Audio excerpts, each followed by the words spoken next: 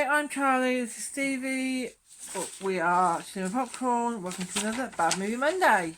Okay, so if Westworld was Jurassic Park, then Futureworld is definitely Jurassic World. So, as you can probably tell by that introduction, we are looking at a Future World, Yes. made in 1976, got a runtime of 1 hour 48 minutes, directed by Richard T. Heffron, written by Mayo Simon, George Sheck, made on a 2.5 million budget, and got a US-Canada gross of 4.2 million. That was from Wikipedia. Couldn't go and find it on IMDb on that one. So, the original Westworld, released in 1973, was directed by Michael Crichton and written by Michael Crichton, who's best known for Jurassic Park, ER, and Twister, which is one of my favourite movies. So, when you got the you got the Westworld TV series, ran from 2016 to 2022 with 4 seasons, and the creators were Lisa Joy and Jonathan Nolan. This is a little bit of history on this stuff, and they did do a TV series that ran for about 5 episodes called Beyond Westworld. Yes. But we're looking at Future World. Yeah. So what did you think? I quite enjoyed it. Like most films, I enjoyed it. It was, we've seen it before, so it's not a new one to us. We watched Big fans of Westworld, the TV series. Big fans of the TV series, and we thought, was it season 1 or season 2? We decided we should watch Westworld, the movie. Yeah. I'd seen it before, but it's been bored. We ended up going and buying it. And then we eventually found Future World. Yeah, we did, and we watched that as well. So yeah. It's interesting. Yes. It really is an interesting movie. I mean, it's got Peter Fonda, who's best known for Easy Rider. Mm-hmm. And Blythe Danner, who really don't know for much. No. I think she's in American Gods, the older lady, the one that Odin. Yeah, maybe. That's her. Looked like Blythe Danner, and Yul Brynner as the gunslinger from the original makes her a really interesting, considering he's quite highly billed. He's only in it for essentially one scene, and it's in the bits where the film was starting to go on the decline, so he's only in there for value. And it's just like when you go into Westworld, that's only there for the value. I mean, this was made in 1976, so what you're looking at is it's before Star Wars, which was 1977, after Planet of the Apes, which was 1973, which is also the same year as, when I say Planet of the Apes, Battle for the Planet of the Apes was 1973. And same year that Westworld came out, so it's kind of like it's kind of like that continuation of that kind of low budget science fiction. And the movie, if you look at the beginning on the big, the Big Bundle game show. It was June the 20th, 1985. It's kind of fitting that we're doing this for our June. Yes, definitely, Our June Bad Movie Monday, which is just coincidence. Thank you again for IMDb for pointing that one out. You can actually see it when you pause it. It is June. You can, June 20th, 1985. Started off really. I think it started off really well. Yeah, it did. Yeah. It's just bored. I'm not tired. Yeah, and other than the cheap-looking spacesuits, which looked like they were wearing like quilts, some of the patterns on it. It was absolutely terrible. And this was 1976.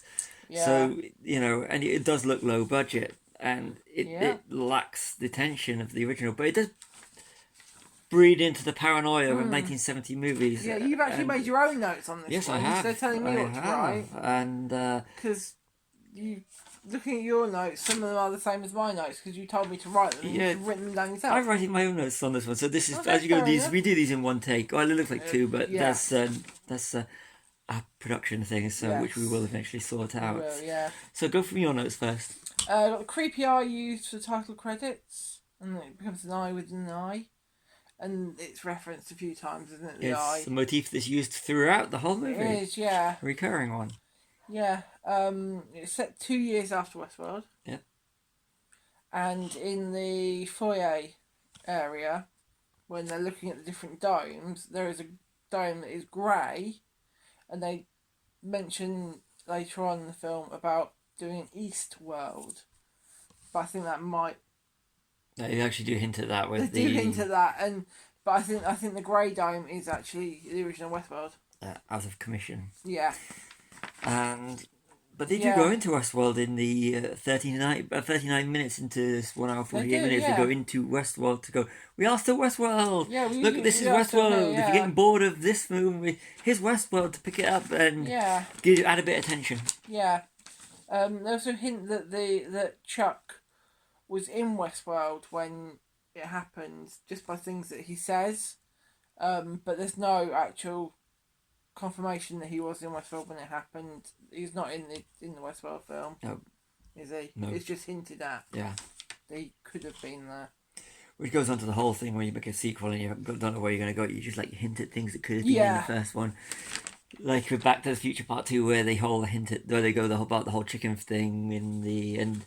Yeah. So that's just an example off the top of my head. So how it's like, yes, well, we can't say, well, he was here, but he was in the background. Yeah. Well, he was in a different part of Westworld. Yeah. Well, he was in another world when it all happened. He survived. He survived all this. Yeah. So yes. Why do you keep turning your page over? I've got notes on both sides. All right. Fair enough. Continue. Okay. Yeah. As soon as you say nothing can go wrong, something is guaranteed to go wrong. Yeah. It's definitely a thing that, if you say, don't worry, nothing's going to go wrong, something's definitely going to happen. Like at the start of Cliffhanger, when she says you're not ready, where Sly says to you're not going to die. He goes, no, you're going to die. The thing is, you say something like that. You're going to die. Yeah. Something's going to happen, and it's not going to be good. Cliffhanger is a great movie on just what I got to say. Yeah. So, yeah. Yeah. Trying to think, why, it's when you told me to write, why is it that America's version of medieval England always looks like America? It does. It always looks like it's set on the back lot. You look behind. If you just look, anytime they do medieval or anything like that in any American movies, it looks like a back lot because you could actually see what doesn't look like anywhere in the UK behind. Yeah. Well, and they never change it. Not the UK because it was Europe. Middle Ages happened in Europe, not just the UK. It's meant to be. It's meant to be. It's meant to be in England. Medieval England. So. And it's always a tournament. They always have a tournament there. We have more history than that. Yeah. There's more went on in the Middle Ages than just tournaments. Yeah. That's what he's like. We do have a lot of castles, but why did you say it in Wales? They have more castles in Wales. That's true. That's actually a fact. That is fact. They have more castles. Thank you, Doctor Who, for us visiting Wales.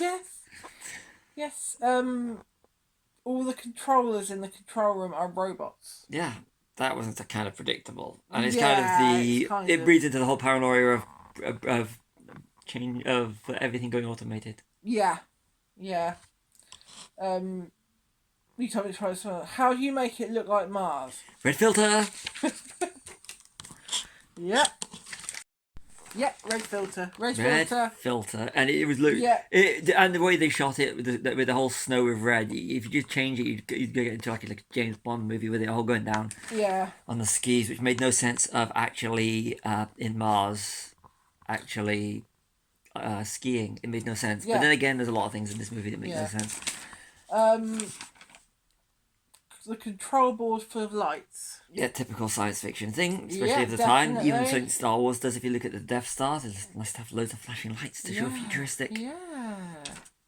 Lots of flashing lights, lots of bits of metal. Yeah.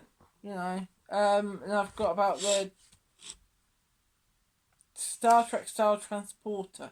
Yeah, there's a bit where you see like using basic CG, and for some reason, Japanese samurai appear out of nowhere. That makes absolutely no sense. They come out of the tube. Yeah, but they're actually like transported in like style, and there's no sense because it made no sense for the rest of the movie. It wasn't like, oh, these are robots, they were anywhere, but no, these were actually transported in like a transporter. It made no sense, but but it was a lot less low grade than even the 1960s Star Trek TV series. Yeah.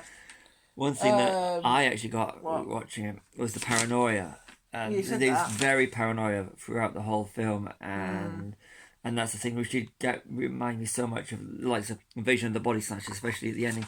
And they actually do this again in the not Jurassic Park, the Westworld TV series, where people are being replaced. But this one is more, and the robotic cloning things, which was Attack of the Clones. Yeah. Star Wars, which means the Clone Wars, 1977 referenced in, was 1977 referenced in Star Wars, the Clone Wars. But this actually predates Star Wars 1977 because it was 1976. Yeah.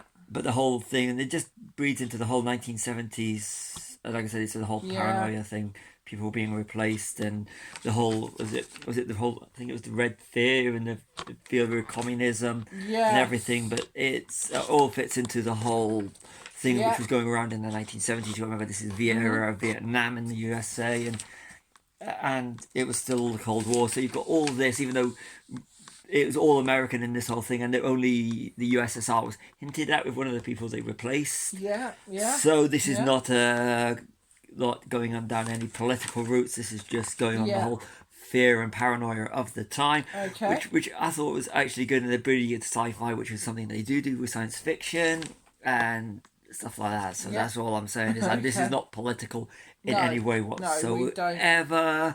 This is about what was of the time and the type of filmmaking they were making at the time, which all changed in 1977 with Star Wars, because filmmaking got really bleak in that period. In 1977, it started to get a lot lighter with the summer blockbuster, although you could argue 1975 with Jaws. A little bit of a film history lesson off the top of my head. Now going back to Futureworld. Yeah, okay.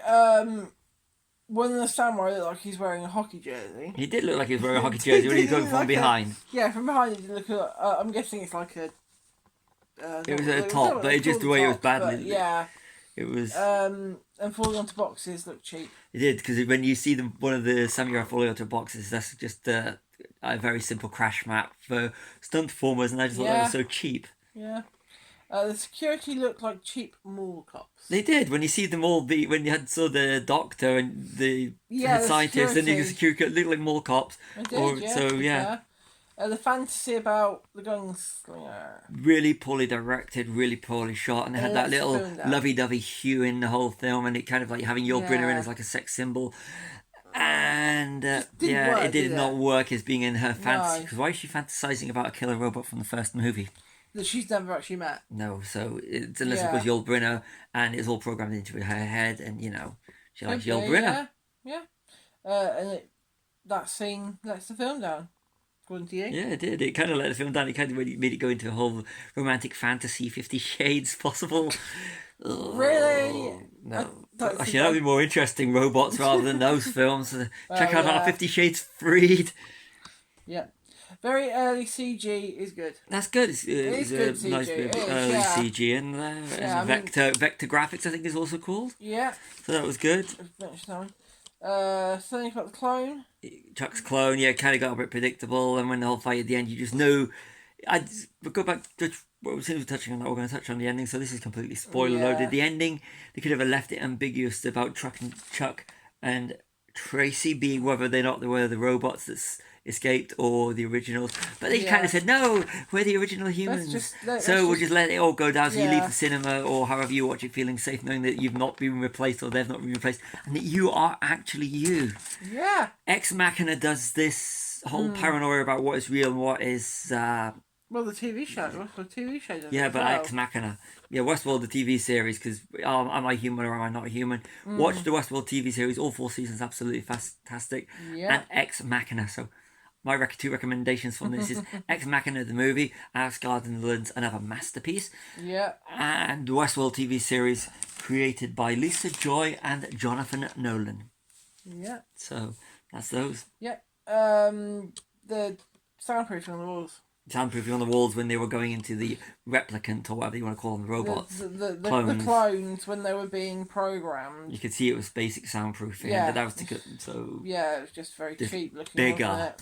It did look like soundproofing. They're going to Westworld in the third act. And actually, when they did, I thought there was going to be more of Westworld. Yeah, it should have been more of Westworld. It would have been nice to end the whole film in Westworld, going back to the original. Yeah, the killing of Harry is obvious. It's going to happen. Yeah, so you don't actually, when you see Chuck killing him, you just know, that's the clone. Yeah. Or whatever you want to call it. And you got Chuck versus Chuck. Yeah. The studio lighting overhead, because it's a studio set. How do you save money? It's supposed to be like a theme park, but it's got big studio style lighting, so we can get away with showing our studio lighting. It's supposed to be a rocket silo, isn't it? And, space and future and Studio soundstage. Yeah, that's everything I've got. So, anything else? Yeah, I just like the whole paranoia thing. Yeah, we make notes and we do. I've got notes. And I've You made don't more. tend to make notes, do you? I I've got only into education purposes, especially when it's reading with paranoia on this. And there's a lot about you could have paranoia. just told me and I'd have written it down. See, we're doing this in one take, so you get to see the argument that goes on. So yes, this is Bad Movie Monday. It's not an argument. It's banter. Debating. It's banter. So yeah, I think it's very good. If you want to see a film about paranoia, this is an interesting one. Even though it does ham-handedly tackle it. But I'm going to say now that I don't think it's a bad movie. It's got some real bad moments in it, but it's an enjoyable movie. And if you're a fan of the Westworld TV series or Westworld movie, this is a great thing to watch just as a little bit of curiosity. Sorry. Sorry, didn't do that. So... again, I don't think it's a bad film. It's just got bad parts, like you said. And we are big fans of the TV show. Love the TV show. Also, I'm quite a big fan of of Westworld, the film. It is. It's a brilliant movie. It's a brilliant film. It is a genuinely and really, really good movie. And there's a sequel. This is alright, isn't it? Yes, it's of all the sequels. It's a really enjoyable sequel. As it just lets it down on a few parts, but it's not a bad movie. But it's in part of Bad Movie Monday. Yeah. Because we just wanted to rewatch it and see if we could. Yeah. Bad movies are bad. Bad movies that are so bad they're good. And good movies. Bad movies. That should be good. This is actually an alright movie, so it's not bad, it's not good. It's worth checking out if you like the Westworld TV series and the original Westworld movie. Yeah. Anything else? That's all I'm going to say. Okay. I have nothing else to say, so I've been Charlie, this has been Stevie. We are Chewing Popcorn. Like and subscribe. But are we really us, or are we the clones of us?